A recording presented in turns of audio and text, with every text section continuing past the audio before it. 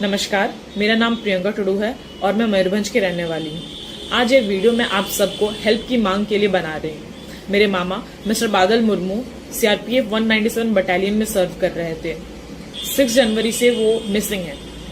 आज को almost 50+ days हो चुके हैं, उनका कोई पता नहीं चला है।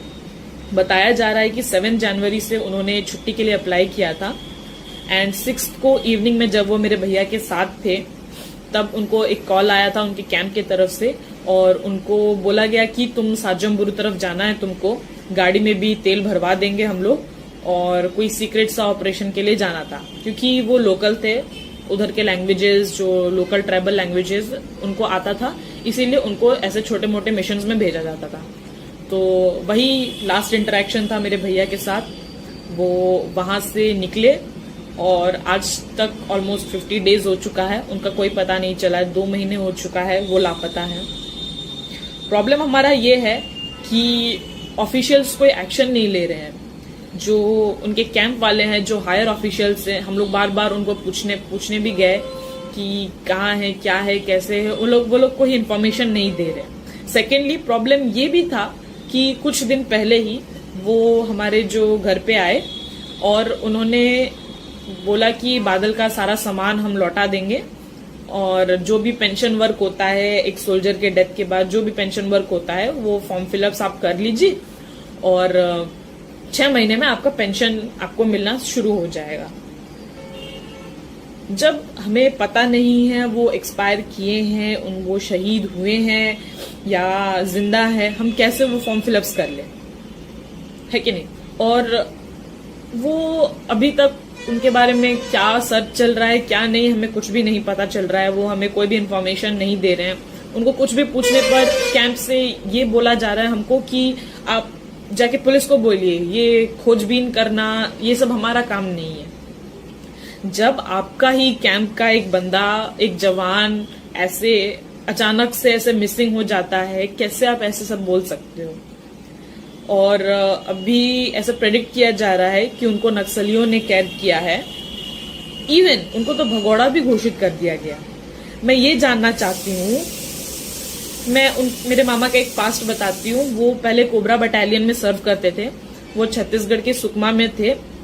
तभी उनका एक मुठभेड़ हुआ था कुछ नक्सलियों के साथ और लैंडमाइंस के ब्लास्ट में उनका एक पैर डैमेज हो गया था। उसके बाद भी उनको चाईबासा में मतलब शिफ्ट किया गया, पोस्ट इधर किया गया ताकि वो अपने घर के पास रह के वर्क कर सकें। और ये मतलब इसके लिए उनको राष्ट्रपति पुरस्कार भी मिला था। तो अगर इतना होनहार जवान है, वो ऑलरेडी देश के लिए कुछ कर रहा है और करने का जज्बात रख रहा है, तो इस तरह से उसको कोई भी आरोप लगाना सही नहीं है। एंड कोई सीबीआई जांच भी नहीं हो रहा है, कुछ भी नहीं हो रहा है। हमने कई लेटर लिख चुके हैं, कई हायर ऑफिशियल्स को अप्रोच किए हैं, लेकिन कोई कुछ भी नहीं कर रहा है। क्या झारखंड की सरकार, क्या भारत की सरकार इतनी ही कमजोर है कि अपने जवानों को भी प्रोटेक्ट नहीं कर सकता? वो जवान जो हमें हर एवरी मिनट एवरी सेकेंड हमें प्रोटेक्ट कर रहे हैं हर अटैक से, चाहे वो चाइना बॉर्डर हो या फिर बांग्लादेश बॉर्डर्स, हर चीज से हमें प्रोटेक्ट कर रहे हैं। सीआरपीएफ, बीएसएफ, पुलिस हर चीज से हमें प्रोटेक्ट कर रहे हैं। और जब उनको प्रॉब्लम हो रहा है, वो कहीं वो मिसिंग हो जा रहे हैं फॉर सम रीजन, तो उनके लिए कोई सर्च ऑपरेशंस नहीं हो रहे हैं। और ठीक है, अगर उनको मेओइस्ट ने पकड़ा है, जो कि प्रेडिक्ट किया जा रहा है कि नक्सलियों ने उनको पकड़ा है, तो उसके अगेंस्ट ऑपरेशन क्यों नहीं लिया जा रहा है और हमें एक्चुअल इन्फॉर्मेशन क्यों नहीं दिया जा रहा है? एज अ फैमिली हमारा हक बनता है, हमें जो भी उनका इन्फॉर्मेशन है हमें मिलना चाहिए। वो छोड़िए, हमारे फैमिली में मेरे 3 मामा, वो भी एक बीएसएफ में, ये सीआरपीएफ में है, सब सोल्जर हैं। देन अगेन मेरे दादू, वो भी हैं, पुलिस में हैं। तो मुझे बस ये जानना है कि अगर हमारे सोल्जर्स ही प्रोटेक्टेड नहीं है तो वो हमें क्या प्रोटेक्ट करेंगे। मैं ये बता रही हूँ मेरे मामा के बारे में, जिनका नाम बादल मुर्मू है और वो सीआरपीएफ 197 बटालियन को सर्व कर रहे थे, जो कि 6 जनवरी से मिसिंग थे। वो चाईबासा खरसुआ के एक छोटे से गांव उपरसिला के रहने वाले हैं। उन्हें ऑलरेडी राष्ट्रपति पुरस्कार भी मिला गया है। पहले छत्तीसगढ़ सुकमा के एक मुठभेड़ में उनका पैर डैमेज हुआ था। तब उनके वीरता के लिए उनको राष्ट्रपति पुरस्कार भी मिला है। फिर किस हिसाब से उनको खोजने के लिए कुछ भी नहीं किया जा रहा है, लिटरली कुछ भी नहीं किया जा रहा है। हमारा होल फैमिली वहां पे गांव पे है, सब कोई ढूंढने में लगे हुए हैं, सबको रिक्वेस्ट कर रहे हैं, ऑफिशियल से बात कर रहे हैं, बट उनको बताया जा रहा है कि आप पेंशन वाला फॉर्म भर लो, 6 महीने में आपको पेंशन मिल जाएगा। क्या ये सही है? आई रिक्वेस्ट सबको कि आप ये वीडियो को शेयर करें, और जो नंबर्स एंड डिटेल्स मैं सब इस वीडियो में पेस्ट कर दूंगी। झारखंड के जो भी रहने वाले हैं आसपास, कहीं भी अगर उनका कुछ भी पता चले, क्योंकि हमें अभी तक भी श्योर नहीं है कि उनको नक्सलियों ने पकड़ा है कि नहीं, कि वो कहाँ है, हमें कुछ भी नहीं पता। अगर कहीं भी झारखंड में या कहीं भी बाहर उनके बारे में पता चले, उनका फोटो एंड ऑल मैं सब इस वीडियो में लगा दूंगी, कहीं भी पता चले तो प्लीज इस नंबर पे आप कॉल करके उनका इन्फॉर्मेशन दीजिए। और